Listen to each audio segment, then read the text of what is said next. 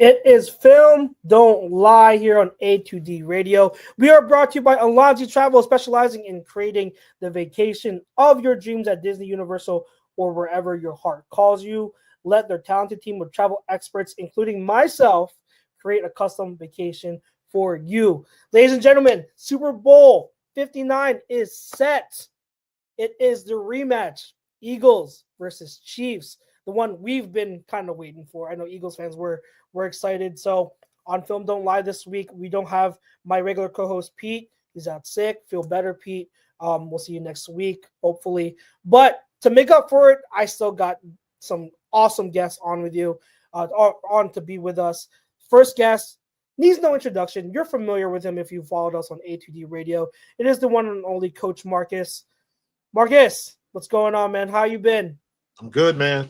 Excited for the next 2 weeks, bro. Hell yes.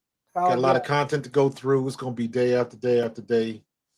Was watching film today, trying to find some chinks in the armor from Kansas City, man. But it's a good time, man. It's a good time. Yes. I see a lot of barbecue crow getting eaten today. Yeah. Some people are eating it willingly. Others, you got to force it down their throat. But I mean, it is what it is, man. I just kind of go back to the point that, you know, it's interesting how even the playing field is now that social media has pretty much caught and surpassed terrestrial media. Everybody's guessing, and it's proven almost every day. And all of the receipts that everybody's been putting up from what they said about Jalen Hurts early in the season, man, everybody's guessing, and our information is just as good as theirs, man. So I always find that funny, man. Especially like for me, it was and I like this show. I like Unsportsmanlike, and I like Chris Candy, but his tape yesterday had me rolling. I was like, dude, I saw that too. Did you watch the tape, bro? I understand what you think you wrote down, but you know, they got him good, man. But it's been like that all week, man. They got him like that all week. So that was hilarious. That's absolutely hilarious. I'm here for it, man. I just, we got one more step, man. One more game. One more game and one step closer. Yep. And we gotta handle business, man. We gotta handle business. So you're filling in for our own Pete, but we've got our guest. We alluded to it last week. Good friend of mine I met on Twitter. He does so many great film breakdowns of the Eagles. Since day one, since I've been following his work, he's really helped me grow my knowledge of the game. We're constantly talking, and what I love about our next guest here is that no matter what, we know that our conversations can always be objective and calm, and it is what it is. They're even in disagreements, it's always a learning experience. So from Eagles Pinpoint Network, we've got Shane Haff. Shane, how are you, man? Doing good, man. Thanks for having me on. Excited to come on and talk about an Eagles NFC Championship and hopeful Super Bowl championship. Let's get into it, man. Let's absolutely do it. And with both of you guys know, we started this podcast. I've kind of alluded to it. We started it a few weeks ago with the idea of covering the whole NFL. It just so happens that the Eagles are now in the Super Bowl. So conveniently, us as Eagles fans get to focus on the Eagles being in this big game. And so we usually, our main stuff is covering the Eagles. So we have a lot of stuff to dive into, a lot of stuff to get into. And I definitely love picking both of your brains because I know that the way you guys see film is a little different from how I see it. So we've both looked at the film, especially on the offensive side. That was a big talking point, the passing game, for the past 3 weeks. So our poll question, our lead topic that we're going to get into, Kellen Moore's game plan and play calling against the Commanders was the best he's done all season. Agree or disagree? Shane, with you being their first guest on here, first-time guest, I'll let you lead off. So what do you think? Was this his best performance of the year? Yeah, absolutely. I feel like, I did podcasts in the summer when the Eagles hired Kellen Moore and everybody wanted to know what was the Kellen Moore offense? What is it? And I talked a lot about, jet motion and the different ways he can stress defenses using that, and the way he likes to attack up the seams and the way that he likes to move pockets and things like that. And then all season long, it was like, well, I guess he just decided not to do any of that stuff anymore. I tweeted out one of the clips today of the Devontae Smith pop pass, and I was like, hey, Kellen Moore decided to run the Kellen Moore offense. That's great. It was just radically different. And, you'll have people all over Twitter like, oh, they were just hiding this for the key moment. I don't believe that for a second, but it was nice to finally see some creativity, some things fleshed out. And if we didn't have a couple of Jalen Hurts runs that showed that he could do it, I would say it was a response to Hurts's mobility being limited, but I really don't think that was the case. And it was nice to see some of those things roll out when they needed it most. So I absolutely agree with that. I thought it was a great game plan from Moore, and I thought it was executed really well by Jalen Hurts. Yeah, absolutely. All right, Marcus, what say you? Other than my consistent nitpick that they still try to force the ball inside with Saquon too much, man, I'm not going to bitch about 55 points, though. You can't, it is impossible. And it should have been 60. So Saquon was doing Saquon things. The one thing I did like, Jalen Hurts was getting rid of the ball fast. He's getting the ball out of his hands and hitting the right receivers. I think we only had one long shot, maybe two, that I can remember. So we weren't, trying to go for the gusto too much. We took what they gave us, and it worked. And I truly don't think that Washington was ready for or expected Jalen Hurts to throw the ball as well as he did. And, riffing off of what Joe Witt said, we appreciate, the Washington defense treating Jalen Hurts like a running back, with you being the 24th ranked defense in the league. That was, good play by you. But yeah, man, you can't bitch at all about 55 points. You just cannot, especially in the conference championship game. Yeah, absolutely. Absolutely. And we're going to make it unanimous. I do agree to the point. I think a lot of what you said, Shane, this offseason, we were talking about what he can implement.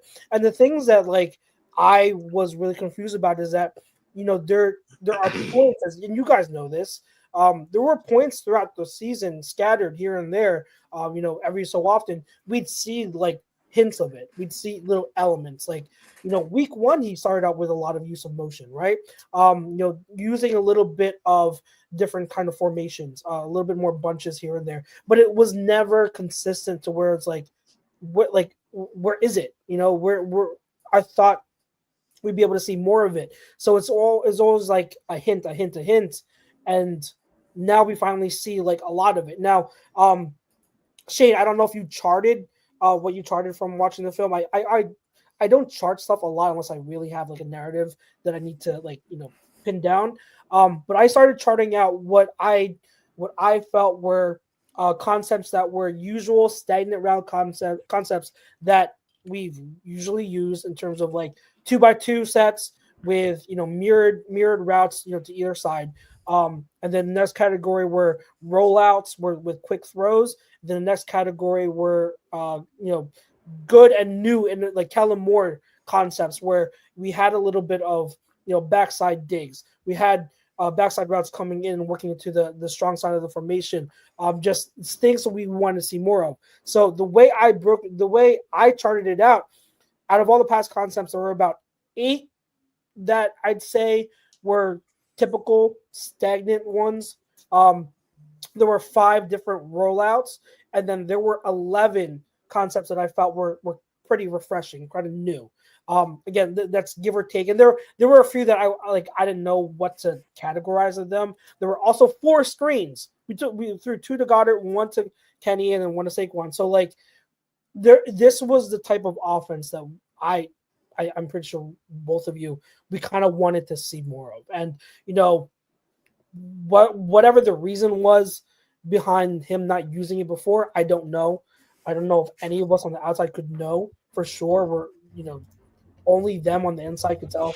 But I'm glad that we saw this game, and we're going to need to see it in the Super Bowl. And if we're going to have, if we're going to have that chance to really come out on top, we're going to have to see a lot of these concepts used and obviously executed. So now, out of what we saw, and I'll start with you, Coach Marcus, and then we'll go to you, Shane. What do you guys think was the most standout part of what we saw from Kellen Moore? I just thought it was the passing game. Like I said, Jalen getting rid of the ball quickly enough. Usually you're trying to get rid of the ball in under 3 seconds.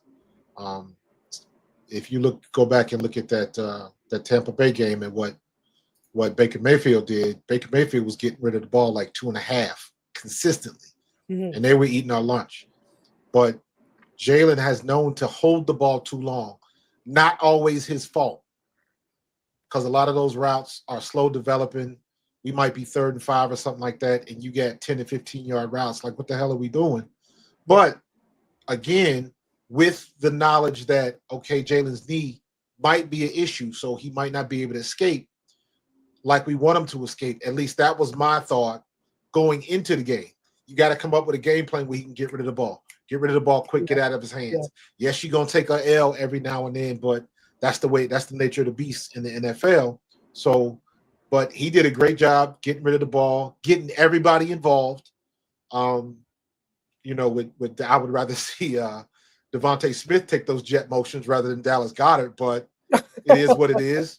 You know what I mean? But we made the most of it, and we made them pay for the mistakes that they made, and you could tell they weren't expecting him to throw the ball. So the only thing that I want Kellen Moore to do more of is I still want to see where's the play action that he used to kill us with when he was with the Cowboys.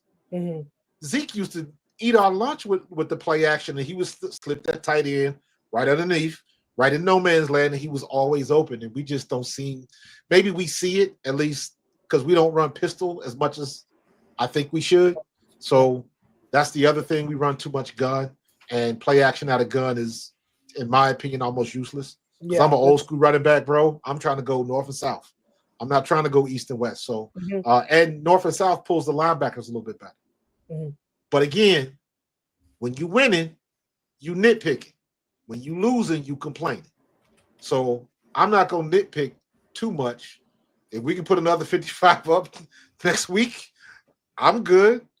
Yep. So, you know, just expand upon what he opened up. I don't know if he's going to the back chapter of that playbook. That seems to be the theory, but usually they don't work that way. They try to get things that they know will work. Yeah. So keep it moving. Yep. Yeah. Shane, how about you? One thing that stood out most. It was that he married the run and the pass concepts together in a way that we haven't seen a lot this season. It's felt very siloed this year. Like, these are the things we do to run the football.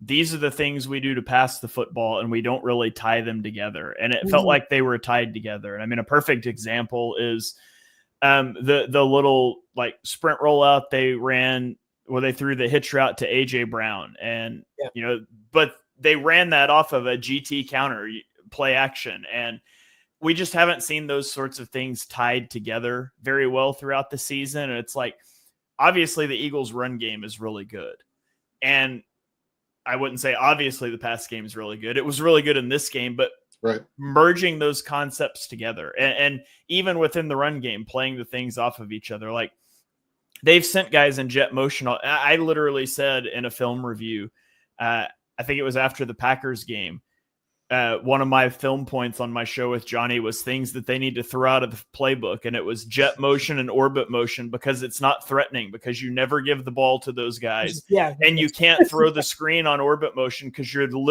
this is a great stat I love to say anytime I can.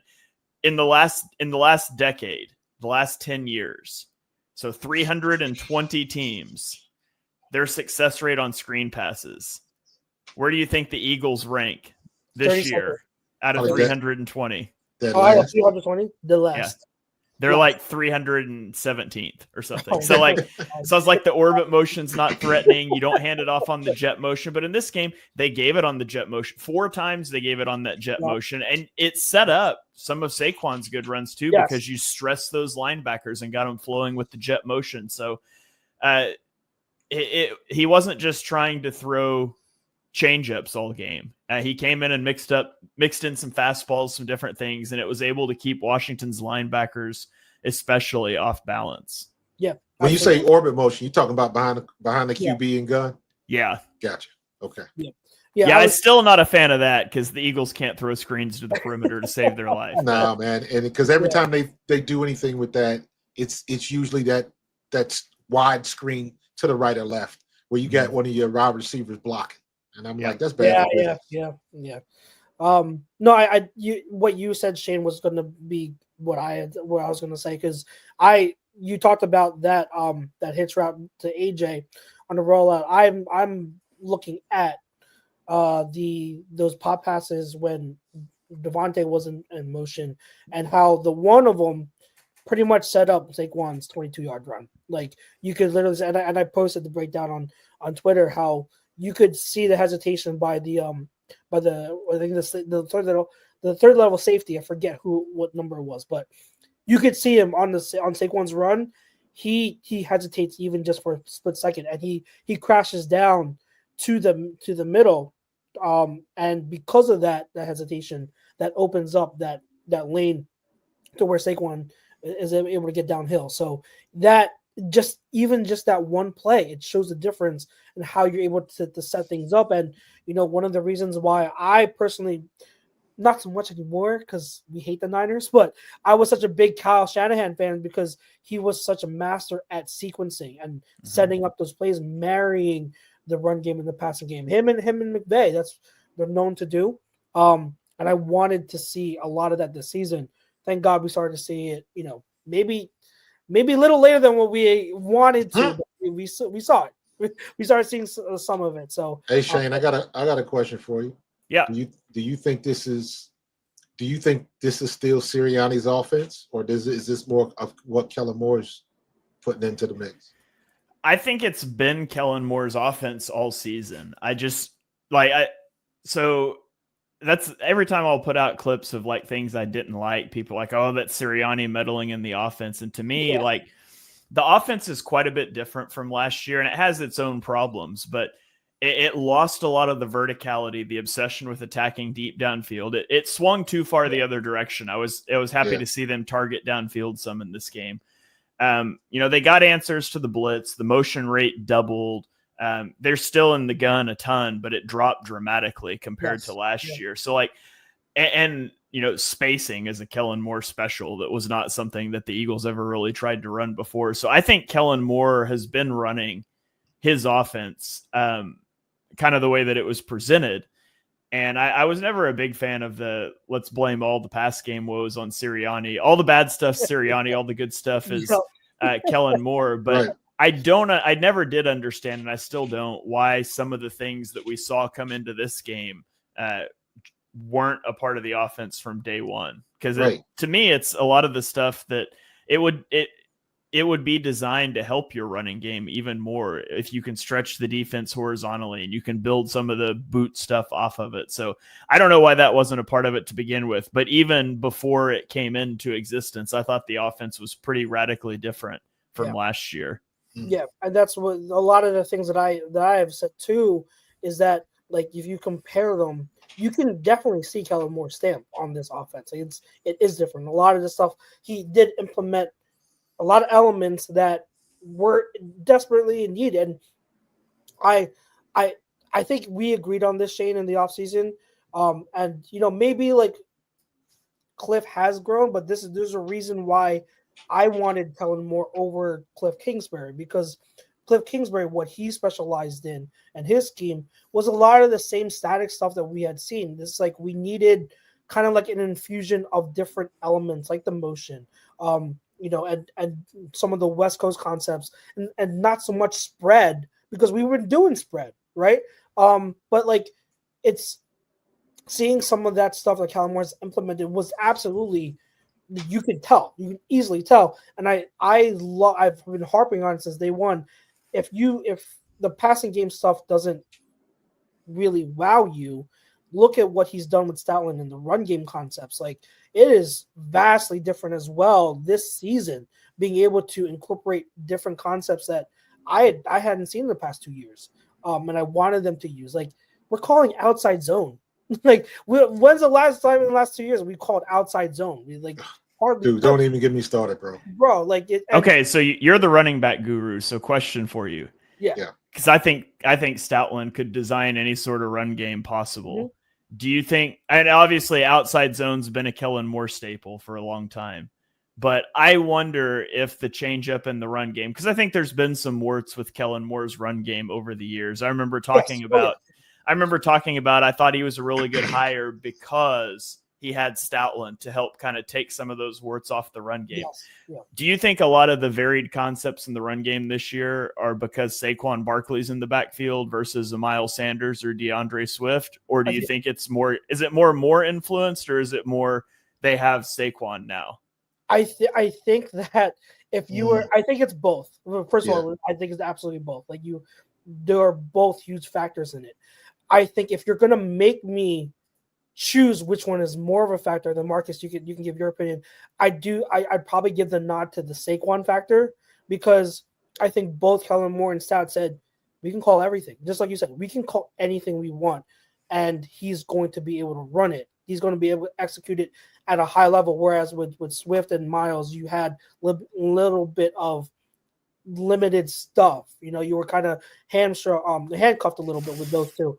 So I'd say that Saquon is more of a factor, but I think that Moore coming in still deserves credit for saying, hey, like, this is what I like to run.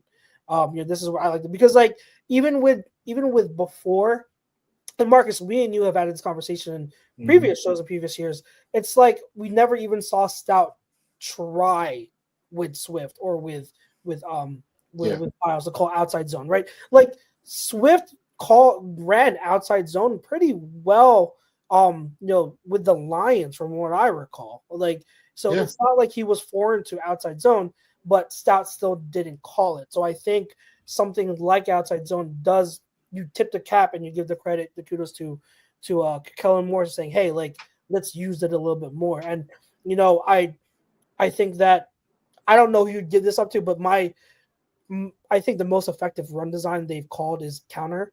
And I think that's been amazing. Like we kill it with counter. And so that's what Shipley scored on, wasn't it? Yeah. And so whether it's Saquon, whether it's Moore or Stout, to me it doesn't matter. Like counter has been the number one run design. But yeah, Coach, I don't know what you think. Like, do you think it's more Saquon or Moore? Saquon's got a lot to do with it, because Saquon is a unicorn. We have arguably the best running back ever. And I'm saying arguably because just to be in that conversation is saying something. Mm-hmm. But, Chucks, we've talked about this before. I believe, it is my opinion, that we could have had the best running back when Miles Sanders was here, and we could have had the same thing when DeAndre Swift was here. We just didn't commit to the run like we are doing with Saquon. Does it have a lot to do with his price tag? Probably. That's got a little bit to do with it. But the other part about that is he's just that damn good. But with our offensive line, Miles Sanders should have been top 5 in rushing. DeAndre Swift should have been top 5 in rushing easily with that offensive line. But we never, for whatever reason, we never committed to it. And, back even when Miles was doing this thing, because I was a Miles Sanders fan. I know a lot of people wasn't crazy about him, but I was like, Miles Sanders is a slashing type runner that got himself in trouble, number one, because he got injured, but number two, when he kept trying to do the chump cuts. It's like, bro, that's not your style. Yep. Get to the outside, hit the corner, and accelerate. That's what you do best.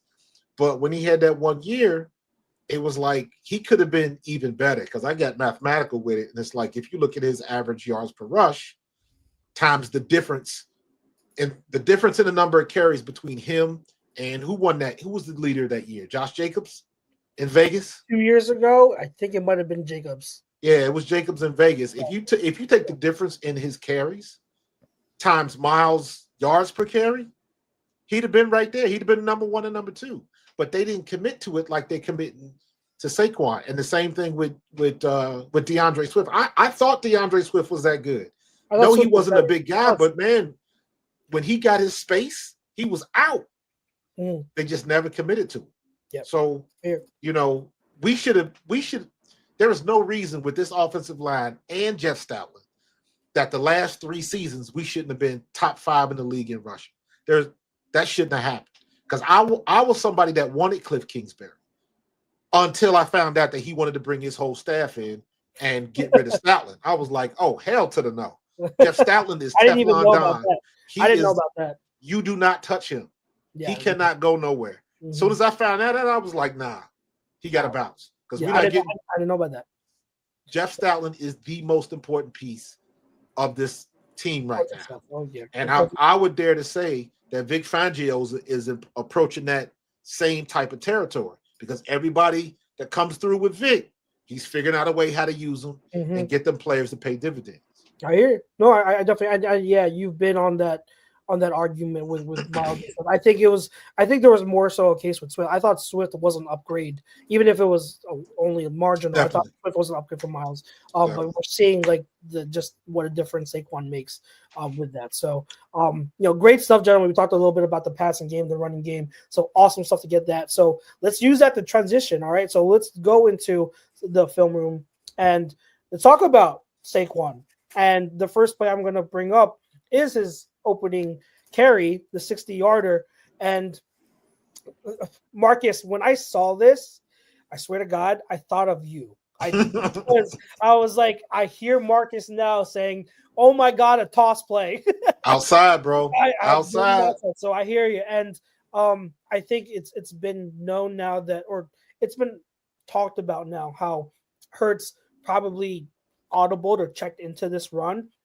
I don't know what you could have seen or checked out from. I don't know if Shane or Marcus, you have any insight or anything like that. Well, no, the run was the call. He changed the play.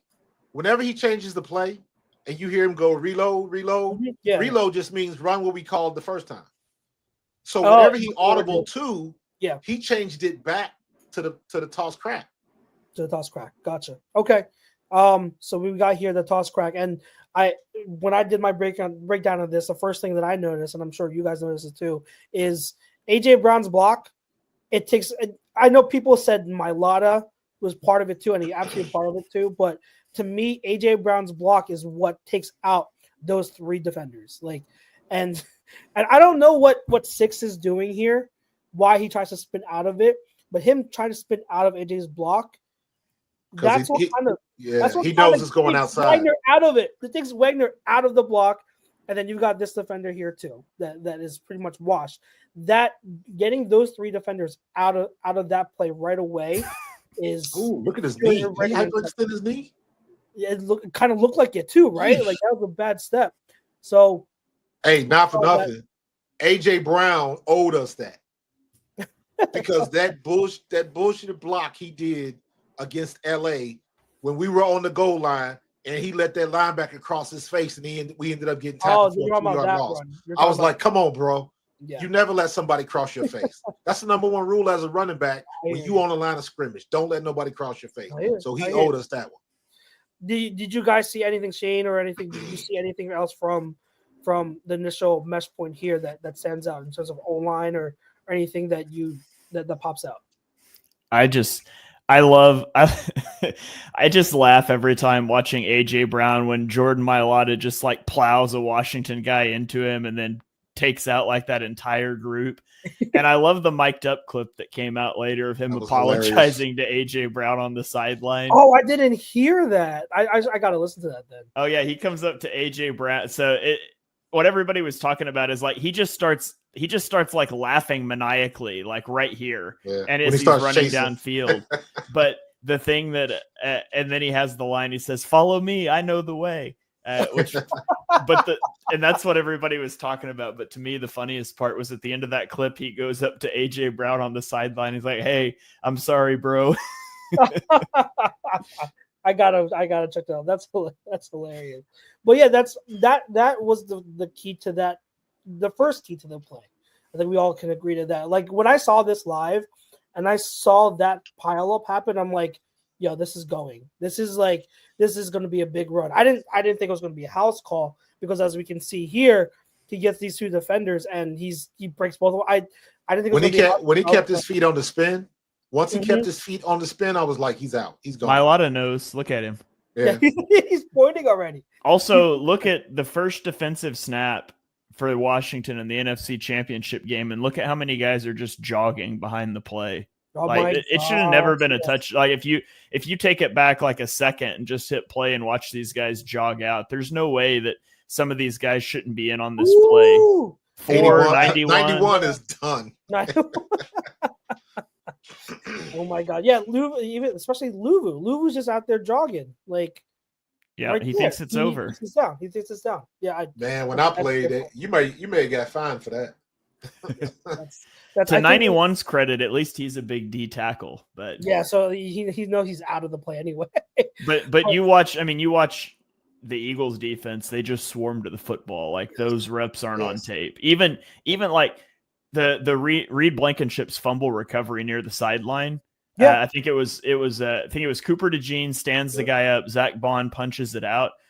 If Reed Blankenship isn't flying from 15 yards off the roof, just because there's a remote chance he could be in on the play, that ball would roll out of bounds. Absolutely. So hustle the ball. Hustle play. And even before that, Bond makes the play from the other side of the field. Like he's coming from the other side of the field, and he doesn't let up. And again, it's night and day from what we see on the Commanders. Great point. And then the last one I want to see is that vision. I something that Coach Markus, I don't know if you've heard me talk about this, but it always like kind of like bugs me when a running back is on the sideline and then they don't bother cutting it back. Like if you have all this green grass in the middle of the field, why aren't we cutting it back? So whenever I see a running back cut it back, I'm like, thank you, because you have space to work with. And that's part of a running back's game is, do you have tunnel vision where you're just seeing in front of you, or do you have widescreen vision to see the whole field and be able to use the whole field? Some guys do. In my opinion, that's a maturity thing. Yeah. Like, No, absolutely. When I first started playing running back, my objective was to run everybody over. Mm-hmm. But I wasn't confident in my abilities. So I knew I ran hard, and I knew I could, because I used to play nose guard when I was a kid, I wasn't afraid to hit. So I would just kind of lower my shoulder and try to run you over. Then coach is like, hey, you need to cut that back. We're blocking the guy to that side. You don't have to run him over. Cut it back. So it's just you kind of feel it in your body and you understand what you can and can't do. But that's kind of a perspective thing. Some guys don't have the vision to do that or are not looking to cut it back. Some guys think they can outrun everybody. So, Saquon is just a full package, man. He is, yeah, because he sees the oncoming defender. I think that's a safety, and being able to cut this back right after he gets out of the spin. That's what makes it, this a house call. And once he gets to that spacing, he's not going to. No one's going to catch him. So, that's first play. And I made this comparison, guys. On Twitter, I said this play was this era's version of the 1980 run by Wilbert Montgomery against the Cowboys in the NFC Championship game. This was the first play, just set the tone. This was huge because you talk about the Commanders taking 18 plays to get 3 points, which is one just that in and of itself was surprising. But then just one play is all it takes for the Eagles to get up 7-3. Just really set the tone and huge play. I would argue, I think this, in terms of magnitude, this run is right there with last week's run against the Packers in the fourth quarter, the snow run. Like this was just absolutely tremendous by him, and obviously by the O-line, by Hurts checking back into the run, like you said, Markus. AJ setting those blocks it set the tone for the game. So this play was amazing, awesome stuff. Anything else you guys wanted to touch on with this play? You can't quite see it on this view, but on the mic'd up clip too, I love that you mentioned the snow run. As Mailata sprints into the end zone, he starts hitting his helmet too, like Saquon did last week on the snow run, and I thought that was really funny too. That's awesome. I gotta check that out. When you're playing this good and you lose too, hard to beat. Oh yeah. All right, so the next play I wanted to bring up, and I really appreciate this one. This was at the 9:44 mark of the third quarter. And guys, we talk about Kellen Moore and being able to scheme guys open in the offense, not having to rely on talent all the time, right? Like, let's scheme guys open. This was Shane, I don't know, like, if I'm wrong, correct me.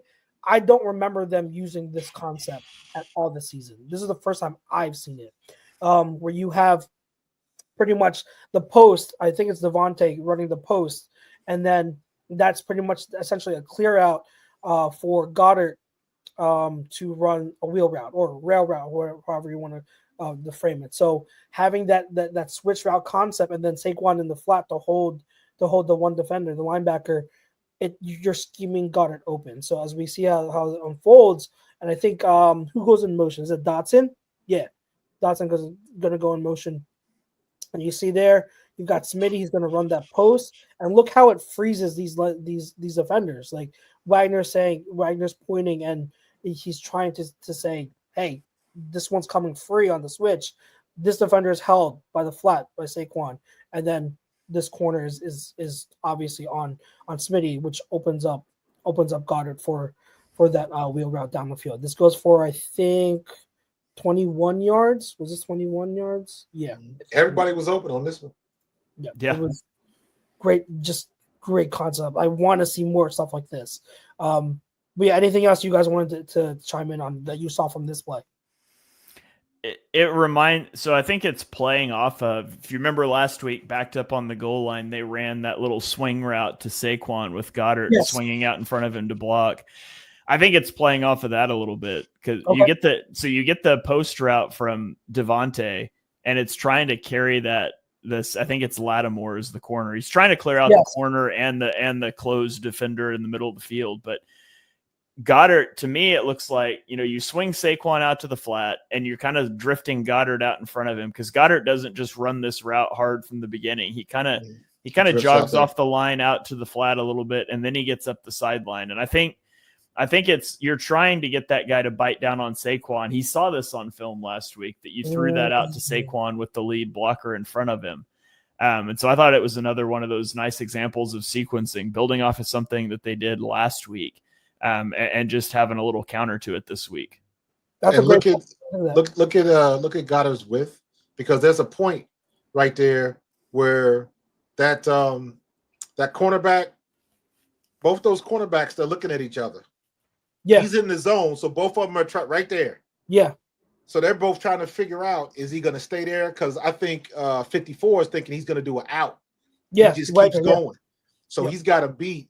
And I think, again, the spacing and the way they got this designed up, you got one guy taking two, because if both of them, I mean, the cornerback is probably, he's going to stick with, who's that over there on the left? Is that Smitty?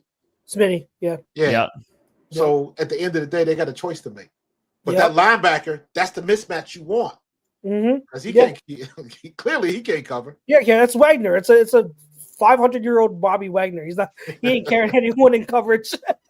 God bless him. He's been playing well, but we know that in coverage he's not what he used to be. So no, absolutely, way to attack Wagner in that. And again, you're gonna need stuff like this. Like, this is, Shane, that's a great point. I like that you putting that out. I didn't put that together, that this was probably built off of that swing route to Saquon the week before. So awesome stuff.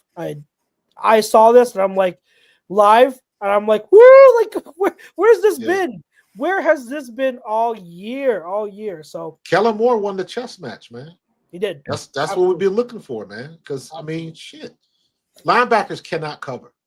Linebackers can run, but to be able to cover, that's a whole different skill set that most linebackers don't have. Yeah, it's very rare. You have Fred Warner, and then maybe you can talk about Bond this year being able to have some of that coverage ability. You know what? Bond or Warner, neither one of them can cover. They can run. When I say cover, I'm talking about you got to be able to backpedal, turn your hips, open, close, and then push off, change direction. Most linebackers, they can run with you, but then they have a problem finding the ball or something like that when they have to cover a skill guy or a slot receiver. So I always make that distinction, because there's not too many linebackers that can actually cover. There are not too many. Yeah, it's very rare to be able to cover like that. So I will never forget watching Fred Warner a couple of years ago.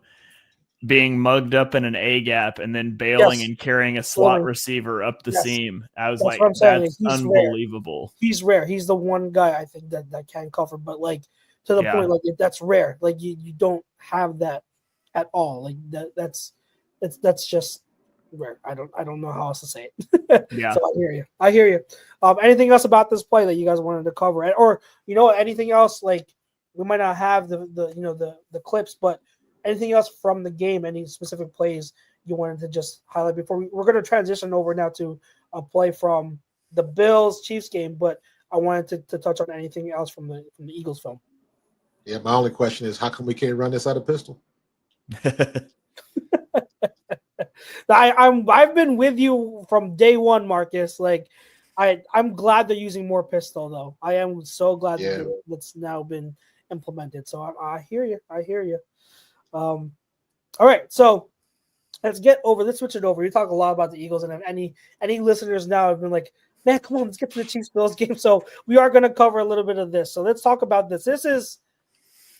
This has been wildly debated online. I don't know if you guys have dove into the back and forth that's been going on. I think it was started pretty much by Ben Solak from ESPN, and then rebutted and he's been attacked, and there's been a lot of input. I put my own input on it on Sunday night, but I want to get your guys' thoughts on this because it's a lot to factor in. Okay, so I'm pretty sure we've all kind of seen it. We know what we're talking about here. It's 4th and 5. It wasn't the ending of the game. Like this wasn't like the finality, but this was probably the most crucial part of the end of the game, right? So 4th and 5, and I want to set this up by mentioning that the play before they called a screen because the Chiefs showed blitz, and they called blitz right before this to set this play up to 4th and 5. All right, so now you've got them, and you've got this formation. You got the 4-by-1 formation by the Bills, and Shakir is gonna do return orbit motion. We talked about orbit motion. But the thing is with the Bills, they've run this concept. I think Solak mentioned that, and he did the video where he talked about how the Bills use this concept where they have the return orbit motion and they throw it to that guy often. So this isn't a foreign concept. This isn't something that they haven't used before. They do it often.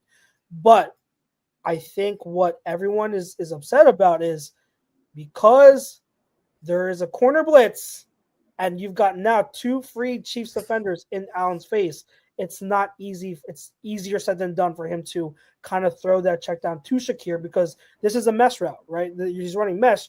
Shakir's not the first read. So it's a lot to ask of him to turn his hips and in pressure and throw that to Shakir, who does have room.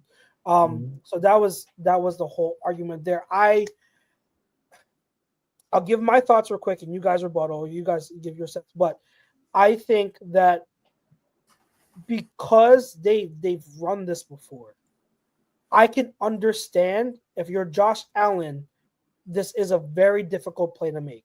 You're essentially throwing it blind to Shakir, and to be able to go through that processing of, oh, there's actual a blitz, they're coming. Let me get to the check down, and then turn your hips, throw this blindly to Shakir, who is short of the sticks. That is a very difficult ask of Josh Allen. Do I think he's a quarterback that can make that throw? I do. But is it challenging? Absolutely, it's challenging. I think that I can understand Solak's point. I just push back. I wish he would harp on it being a little bit more difficult than he's making out to be. But I get what he's saying. I understand like the argument that, hey, like you've run this. Just get it to him in space. But I also want to consider in a 4th and 5 with the game on the line, maybe Josh Allen doesn't want to throw behind the sticks. Maybe he wants to get it downfield because if he throws it behind the sticks, who knows what's going to happen. So I don't know. What are your guys' thoughts like on this play? I think Spags gambled and won because he doesn't know what the route's going to be.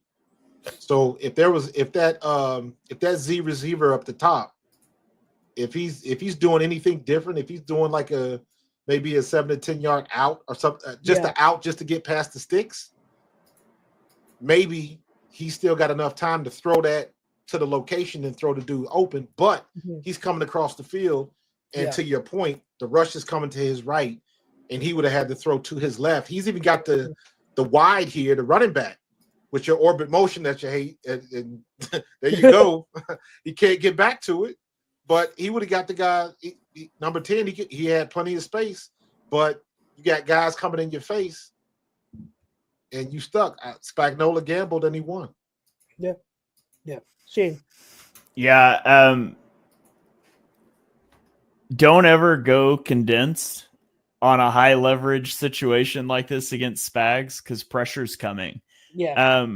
I don't think Allen, the way this play is configured, I don't think Allen can feasibly make that orbit motion throw. At the point he needs to throw it, Shakir's still behind him. And the only reason he can make those guys miss is because he's able to attack the angle they're blitzing from to get outside of them. But to me, all the issues on this play for the Bills start before the snap. Agreed. It is clear if you go back to when Shakir set at the line of scrimmage real quick. Yeah. And so you got 4 guys to the bottom of the screen and the Chiefs only have 3 guys in coverage. Like that should clue you in immediately that something is up. They have to bail somebody off of the line to get over there. And the closest guy to do it's going to be the defensive end, right? And you're probably also not bailing a defensive end and not having somebody else coming over the middle because you're not trusting a defensive end one-on-one with Dalton Kincaid or whoever. So to me, I'm looking at this before the snap and I'm thinking, okay, that defensive end over the bunch is probably bailing, and one of the linebackers is probably bailing too. I think they should have slid the protection all the way to the right. We're ignoring that. Ignore the left defensive end. And if he comes, we're hot off of him to get the ball out to Shakir. Like that gives you a chance. Now, that plan still gets beat because they bail 2 guys out of the middle and they bring the corner blitz. And so I wouldn't have, and what I'm thinking as I look at it pre-snap, I would not have the corner blitz accounted for either. Yeah. But it is a lot easier to deal with a corner blitz coming outside of your offensive tackle. Then you have time to throw your mesh route. You have time to throw your orbit route, which would still be open, even if you're not hot to it. So the big breakdown happens even before the snap. I don't understand why they protected that the way that they did. Yeah. I'm also not a big fan of a 5-man protection when there's 7 guys on the line like that, because there's too much that can go. Like if you have a back in the backfield, all of a sudden, you can slide right, ignore that defensive end, and you can also ignore one of those linebackers because you're assuming he's going to bail out. But if he doesn't, you got a linebacker to pick him up. And so I don't like empty protections against 6-7 guys on the line like that because it's too easy to get got. And so Spags is going to get you, but it shouldn't have been this easy. Yeah, that's what I was going to say is, like, if there's anything that I'm questioning, and I don't want to question Josh Allen, but if I'm him and I see this, why is the protection set the way it is too? That's like because they got 4 down low. What was that? Because they got 4 down low. So even if there was a running back in there, you would have been better off aligning him to the right side so he can do blitz pickup. But even blitz pickup, he probably would have got beat because normally if you're in the backfield and you're a running back, your blitz pickup is always inside to outside. So he's looking at the gap first, and I'm noticing that the guy on the center is on his right shoulder in that gap. Yeah. And then you got head up with the defensive end. So again, all them guys down low, and they just flip-flopped it. This is basically a defensive Aikido move, man. Now, do you guys think, because when Shakir goes in motion, no one moves. So that usually that's what, a zone indicator, right? Do you think that also kind of threw him off and said, okay, like no one's moving, I should be good. anticipating zone because Josh clearly did not expect this. So I'm just trying to figure out like what was it pre-snap that made him be okay with what they were running. So I mean, if we're thinking zone, why are we running mesh too? Like, why is mesh our play call if we think it's zone coverage? There's just a lot about this that doesn't make any sense to me from the Bills' perspective. Mm-hmm. Yeah, I totally get that. Yeah, that's why. Run it back again. Yeah, sure. How far back? Because now we're looking at it. It's not the cornerback that gets him in trouble. It's the tackle in the edge. Mm-hmm. Yeah, you stopped it before. I don't think you meant to, but you froze it. His feet were still in the air, and they were past the line of scrimmage coming. So before his feet hit the ground, he was in trouble. So I think the cornerback coming just negated his exit strategy because normally he would run right around him, and he didn't even have time to process it and try to dump it out there. Yeah, it's because he's right. It's right away. It's like nothing's picked up. It's right away. Yeah. So I don't know. Bad route against a good blitz. Yeah, this was just I watched this play over and I'm like, what went wrong? And like I there's stuff even out to, like I don't know everything, so that's why I like talking this out with you guys because like I don't know what I would have done because this is what they mean when they say he haunted. Yeah. Yeah. And Spags again, like you said, Marcus, he gambled, but like that's Spags, right? He's known for this. This is what and so you would think that if you know how Spags likes to run stuff, especially with a blitz right before this, right? You'd kind of be in better anticipation of, hey, stuff might be coming this play as well. So I look at this and I'm also saying like the Eagles better, and I tweeted this today.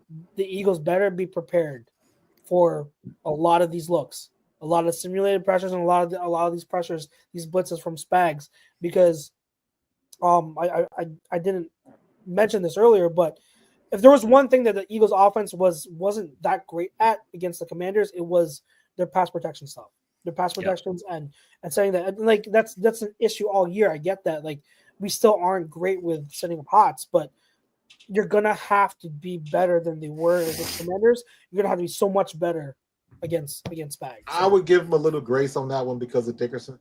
Yeah, a little bit. Yeah, a little bit. But to your point, the LA game was one of the worst performances from our offensive line, bar none. They did not look good in that game. They did. So, you already know Spags is going to be looking at that Tampa Bay tape. And they're going to be picking up some blitz, and he going to mix it, remix it, whatever he's got to do.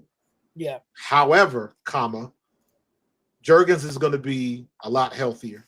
Yes. And I don't know what the situation with Dickerson and his knee, but that's because I saw a couple times that on that one play where Luvu came through the gap. I'm not going to put that on Juergens. Luvu just timed that perfectly. You talking about the one in the second quarter? Are you talking about the I thought it was second half, but I could be wrong. Okay, you might be talking about because there were two plays he blew up. Yeah, yeah. I hear you. One time he shot the gap absolutely perfectly. Yeah, it wasn't a damn thing Juergens can do. That wasn't his fault.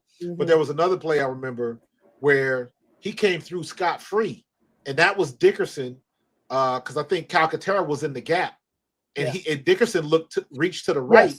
Yeah, and left his left wide open. So I'm thinking, okay, that's on Landon Dickerson because you don't have nobody over there, and that's supposed to be your guy. I wonder if that's all. I'm wondering if that's on Calcaterra. Shane, I'm pretty sure you know that the play we're talking about. Unless he lined up on the wrong side. I think it was on Calcaterra.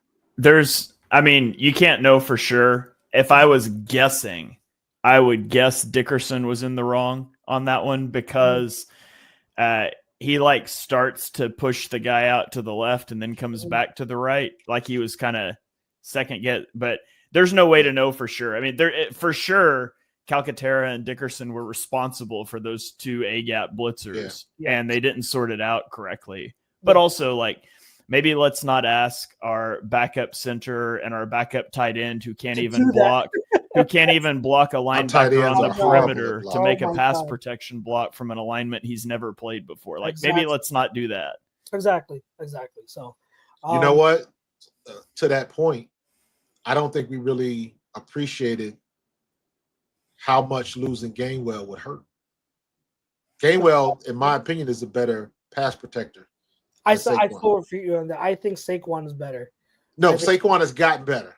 He definitely has gotten better, but it damn sure didn't start out that way. That's my opinion. It wasn't. Saquon actually was really good after 2022. I think was the season he struggled. I think after that he cleaned it up, and I put up a bunch of clips together today, and I posted all his blocking reps. Saquon was a beast as a blocker against the Commanders. He lost out of 9 reps, or he lost maybe 2. 2 reps I'd say were losses. So like he was excellent as passer. But to your point, I think I hear you that when the luxury you have when Saquon's out there, you don't lose anything in pass protection when you go to game. You don't lose anything, and that's a huge plus. So absolutely, that point is valid. And our tight ends are hot garbage blocking. Goddard is good. After that, Jenkins and Calcaterra should not be blocking. No, should not be blocking whatsoever. I don't even want them in on the brotherly shove. Find somebody, get Jalen Carter in there or something, man. Just nah, come on, man. Oh my God! All right, so let's get to our last 2 segments. 3-step drop, real quick. And you don't have to go too much in depth with this, guys, but 3 keys to the game, to the Super Bowl, and it could be for either team. But your top 3 keys are going to determine the outcome of Super Bowl 59. Marcus, let's go with you. Well, my first 2 are consistent, and they never change. Number 1, win the line of scrimmage. Number 2, don't turn the ball over. And number 3, for this game, we must contain Patrick Mahomes. We can't let him. He's gonna make some backyard plays because that's his thing. But we gotta be able to contain him and keep him in the pocket. And when we get a chance, when we get an opportunity to get our hands on him, we gotta bring him down. Gotcha. Luckily for us, we've had success against Lamar Jackson. We've had success against Jaden Daniels 3 times. Yes. So we should be ready for that.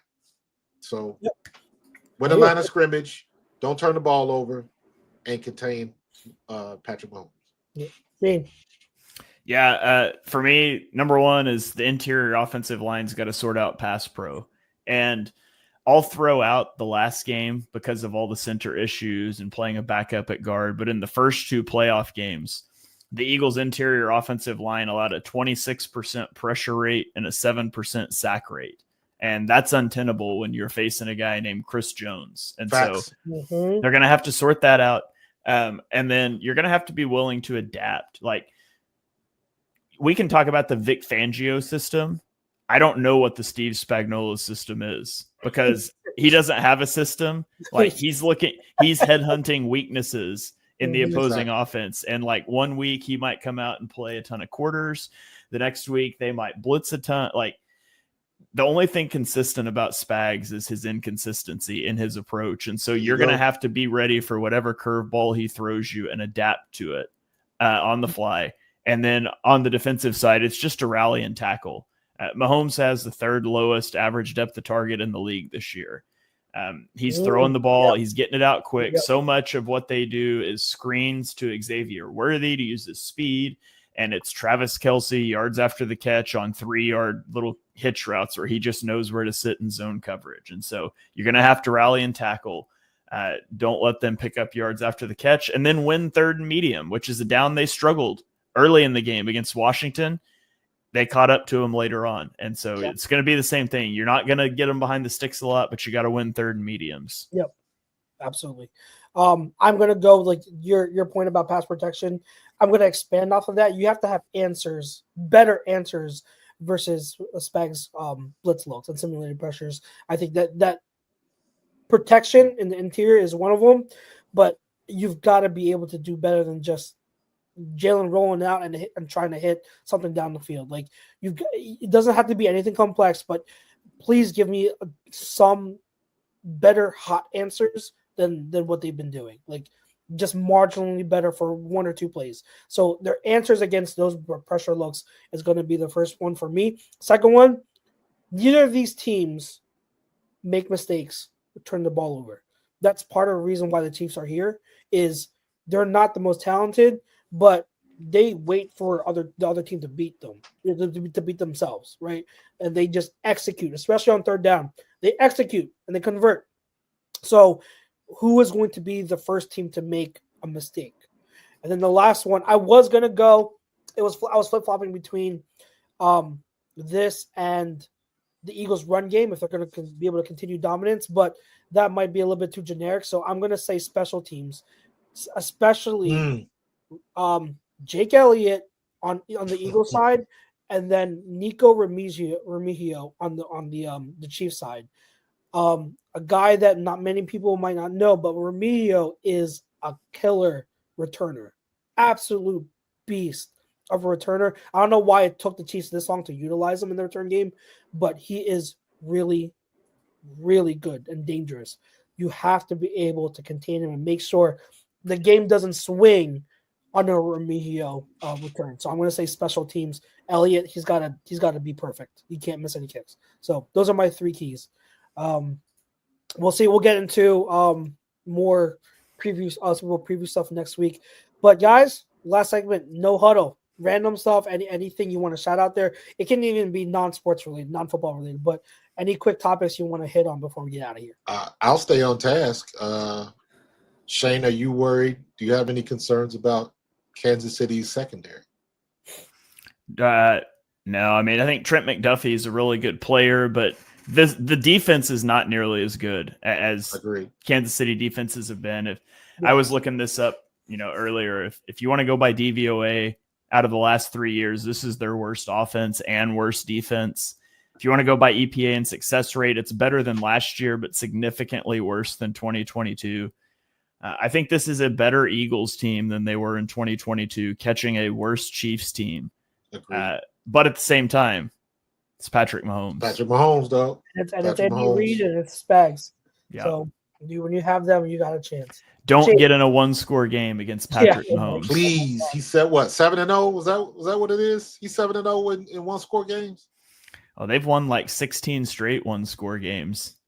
I saw Trey Wingo had a stat earlier today that said since playoff record. That's what I'm thinking about. It might have been since 2001. There's been 125 drives inside of the final minute of the fourth quarter. I saw that too, where the team had the ball trailing by 7 or less, and 40% of those drives have ended in a game-winning or tying score.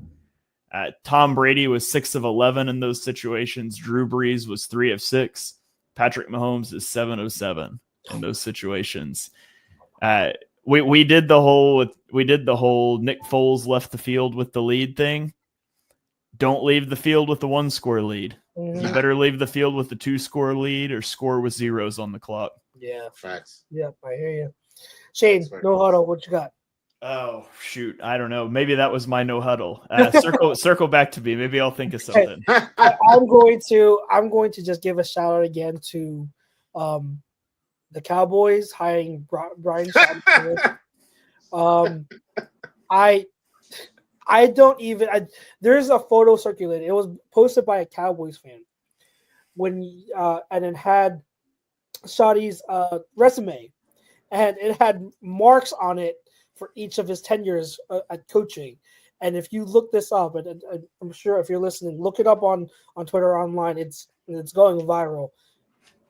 I don't know any part of his resume to make you feel good if you're a Cowboys fan about this hiring. And this screams Jerry Jones wanting to maintain status quo. That's absolutely what it screams. And it's a typical Jerry Jones move.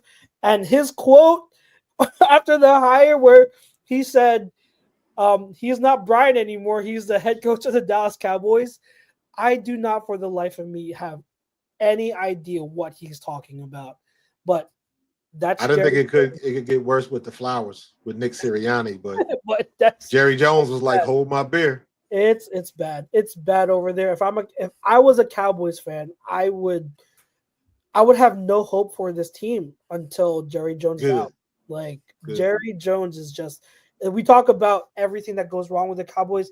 To me, and I'm going to stick to this, it's the one thing is Jerry Jones. He is the problem. And I don't think the Cowboys are ever going to sniff a Super Bowl as long as he's the owner. Did you see the press conference? No, I wanted to. I heard Shane, did you see it? No, I didn't. Look at it and tell me. I was like, is it? I put this on Twitter. I was like, is it me or does Stephen Jones look pissed? I got to look at it.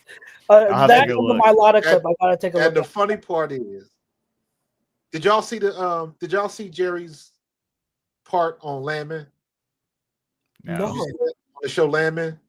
I know the show Landman, but I didn't. You got to dude. It was phenomenal.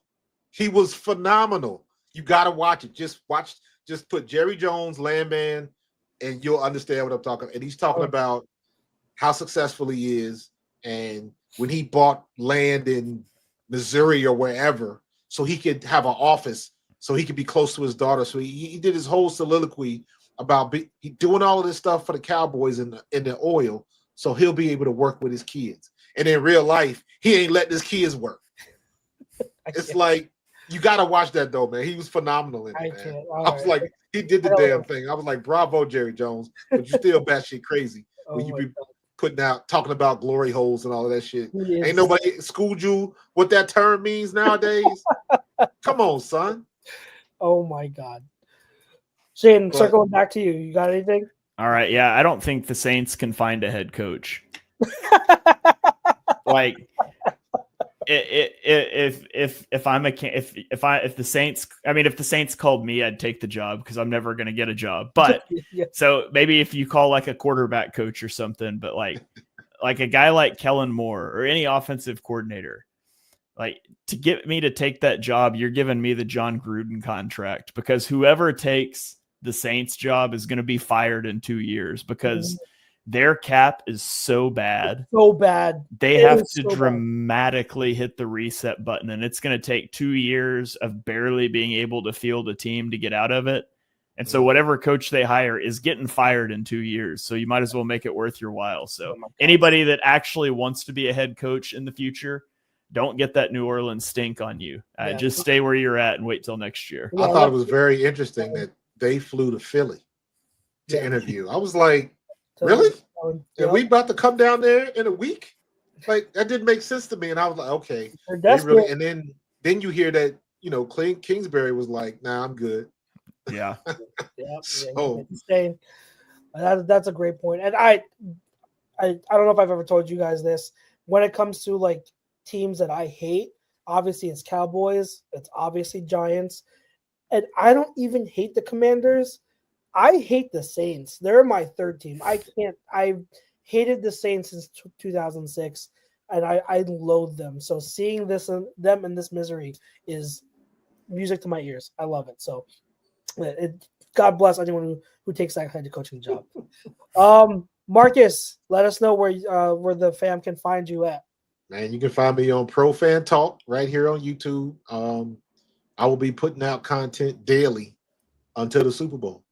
Nice. Everything's on, I know I do a lot of Eagles content. I was just on the other day with my college teammate and former Eagle alumni, Jason Dunn.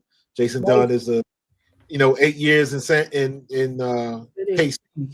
So we supposed to hook up again now that we in the Super Bowl, because we talked about this last week before the game. So it'll be fun hooking up with him, man. And I'm trying to get my boys together, man. I'm trying to hook up with Mark McMillan. I'm trying to hook up like the guys that I play with, Mark McMillan, Seth Joyner. I know I'm gonna get Willie T, because Willie T's a good friend of mine. Man, I'm just trying to put some content out before the Super Bowl, man. Every day, dude, because we got to get this done, man. Yeah, we got to get this done. We need this. Shane, how about you? Let the fam know where they can find you.